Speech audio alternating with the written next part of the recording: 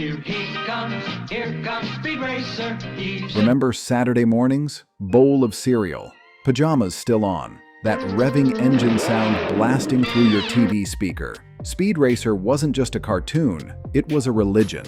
But here's the thing nobody told you back then. Wedged between commercials for sugary cereal and action figures, almost everything you thought you knew about that white-helmeted driver and his impossible car was a lie. A beautiful, localized, heavily censored lie that hid one of the darkest, most fascinating origin stories in animation history. The Mach 5 you loved, built on a dead man's dream, that cheerful theme song, watered down from something militaristic, and Racer X? Well, that secret was so heavy, the English dub tried to bury it completely. So buckle up today. We're counting down 10 wild facts about Speed Racer that'll make you question everything you remember about this classic. From spy cars inspired by Elvis to plot holes you can drive a Mach 5 through, these aren't just trivia. They're the hidden scars of a show that traveled across an ocean and got completely remade in the process. Let's go. Fact number 10. The Mach 5 was inspired by James Bond and Elvis. You grew up thinking the Mach 5 was just a cool race car. 7 buttons, 7 gadgets, pure automotive perfection. But here's the twist. Creator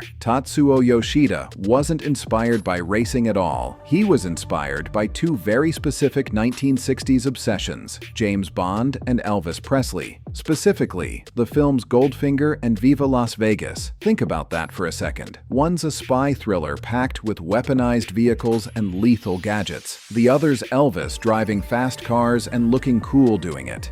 Yoshida mashed them together like some kind of pop culture mad scientist and created the ultimate hybrid, a race car that moonlights as a spy weapon. That's why the Mach 5 has auto jacks, rotary saws, and a literal homing robot hidden inside. It's not transportation, it's a fully armed secret agent vehicle disguised as a sports car. Basically, if James Bond and a NASCAR driver had a baby, it would be the Mach 5. And honestly, that explains why every other racer in the show brings a knife to a missile fight. They never stood a chance. Fact number 9. Speed Racer's real name is a tribute to a legendary actor. So you know our hero as Speed Racer. Simple, clean, very American. But in the original Japanese version, Mach GoGoGo, his name was Go Mifune. And that name wasn't random. It was a deliberate homage to Toshiro Mifune, one of the most legendary actors in Japanese cinema history. We're talking Seven Samurai, Yojimbo, the guy who basically defined what it meant to be a stoic, heroic figure on screen. The creators saw Speed not just as a cartoon kid in a fast car, but as a figure of cinematic greatness, someone who carried the weight and honor of a samurai. Then American localizers looked at Go Mifune, shrugged, and said, nah, let's just call him Speed Racer. It's the equivalent of taking a character named after Clint Eastwood and renaming him Cowboy Shootman. Efficient? Sure. Respectful to the original intent? Not even close. But hey, at least it's easy to remember.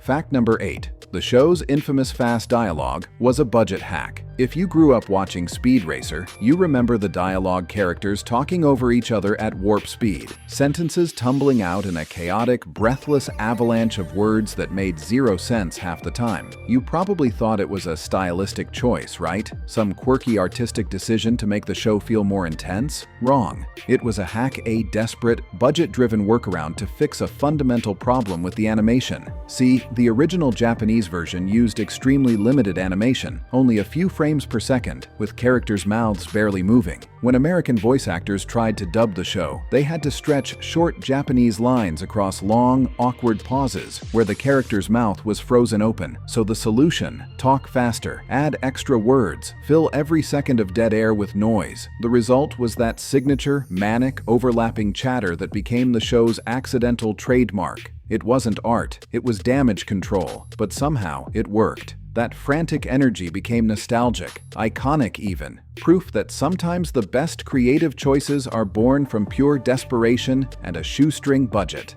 Fact number 7. The original Japanese theme song was deemed too militaristic. That theme song. You can hear it right now, can't you? Upbeat, catchy, almost playful. But here's the secret. That's not the real Speed Racer theme. The original Mach GoGoGo opening in Japan was darker, more dramatic, almost martial. American producers heard it and immediately thought, this is way too aggressive for kids. Too militaristic, too serious, too Japanese. So they softened the melody, added sing-song English lyrics, and completely rewrote the emotional tone of the show before it even started. From the very first note, American audiences were getting a sanitized version of the story. The Japanese opening told you this was a high-stakes, deadly world where racing could kill you. The American version told you it was a fun adventure with a guy in a cool car. Same show, completely different vibe. It's like if someone took a war movie, slapped a cheerful ukulele track over it, and called it a comedy. Sure, you can do it, but you're lying to the audience about what they're actually watching. Fact number 6. The show was Tatsunoko Productions' second ever series. Speed Racer wasn't made by some established animation giant. It was only the second anime ever produced by Tatsunoko Production, a scrappy studio founded by 3 brothers who were still figuring out how to make cartoons on a budget. The Yoshida brothers were pioneers, but they were also broke. So they invented limited animation, a fancy term for reusing frames, cutting corners, and doing everything possible to meet deadlines without spending money. That's why the show looks so jerky and stilted. Characters slide across backgrounds, mouths move in 3-frame loops, explosions repeat. It's not style, it's survival. But here's the genius. That rough, cost-cutting aesthetic became the visual DNA of early anime. What fans now see as nostalgic and charming was actually a revolutionary experiment born from financial desperation. Tatsunoko went on to create classics like Gatchaman and became a legendary studio. But back then, they were 3 guys with a dream and a photocopier. Fact number 5. The original anime was shockingly violent and full of death. The Speed Racer you watched as a kid was a lie, a carefully edited, heavily censored, family-friendly illusion, because the original Mach GoGoGo was dark. We're talking guns, blood, explicit character deaths. In one episode, a driver dies in a crash, and the Japanese version shows his corpse being pulled from the wreckage, on screen, graphic, no cutaway. That scene was completely removed from the US broadcast. American censors went through the show with a machete, hacking out anything too violent or too real.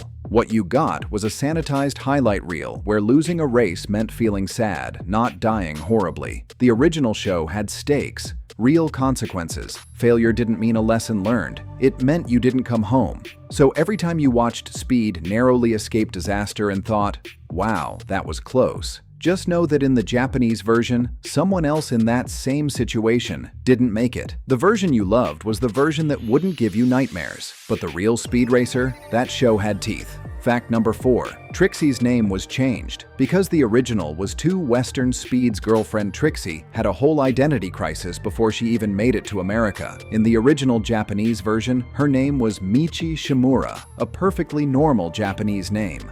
But here's the irony. The Japanese creators had deliberately given many characters Western-sounding names to make the show easier to sell internationally. Then, American localizers looked at those already international names and said, not Western enough, and changed them again. So you end up with this bizarre double localization, where a Japanese show trying to appeal to Western audiences gets Westernized even more by actual Western producers. Michi became Trixie. Other names got flipped, simplified, Americanized. The cast went through an identity blender twice. It's like translating a sentence from English to French and then back to English. You get something that's technically correct but has lost all its original flavor. The characters you know are translations of translations, twice removed from what their creators intended.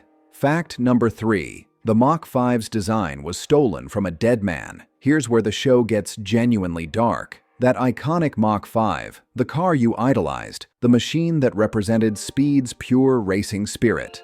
It's built on tragedy.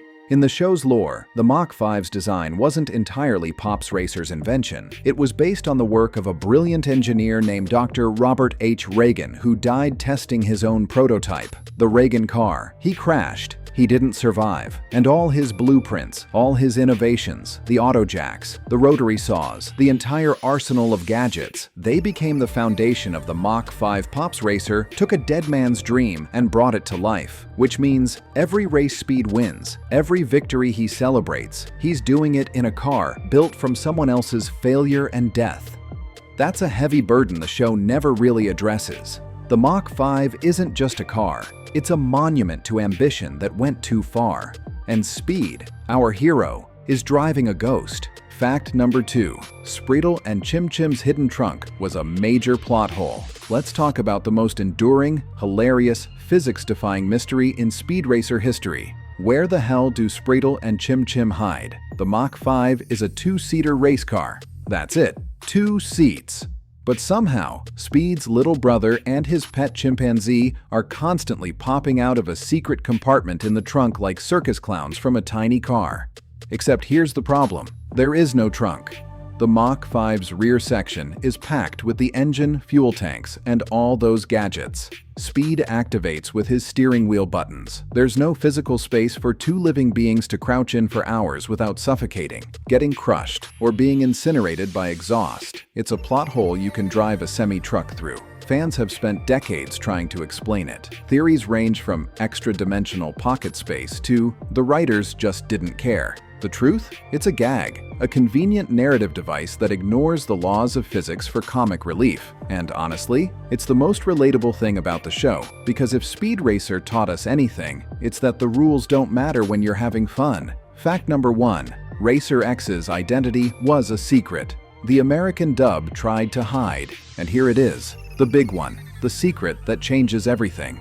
Racer X, the mysterious masked driver who always showed up at the perfect moment to save Speed's life, wasn't just some random mentor figure. He was Speed's older brother, Rex Racer, who'd run away from home years earlier. In the original Japanese version, this was clear. The show built toward this reveal, treated it as the emotional core of the entire series, but when American dubbers got their hands on it, they panicked. They thought the twist was too complex, too heavy for kids. So they rewrote lines, kept the voice acting vague, and deliberately obscured the relationship. The result?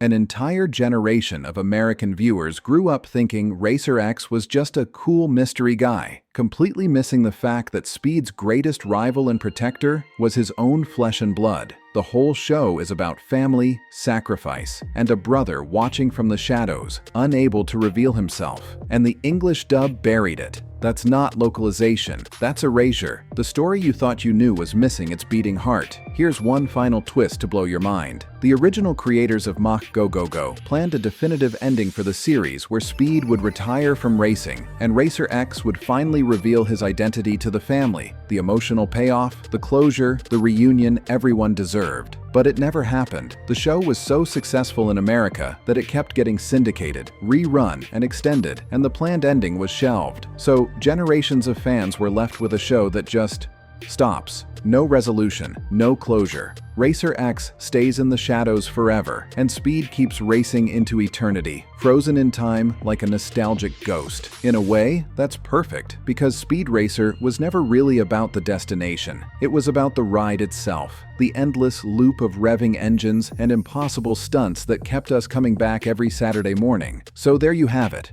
10 facts that pull back the curtain on a show that was darker, weirder, and more fascinating than you ever realized. Speed Racer wasn't just a cartoon, it was a cultural experiment, a budget miracle, and a story that got rewritten so many times it became something entirely new. The version you grew up with was a compromise, a translation, a carefully edited highlight reel of something more raw and real. But maybe that's what made it special, because even stripped of its violence, even softened and sanitized and dubbed over with frantic dialogue, it still captured something essential: the thrill of speed, the bond of family, and the dream of a car that could do the impossible, just like James Bond and Elvis intended. Now go rewatch it and see if you can spot the seams.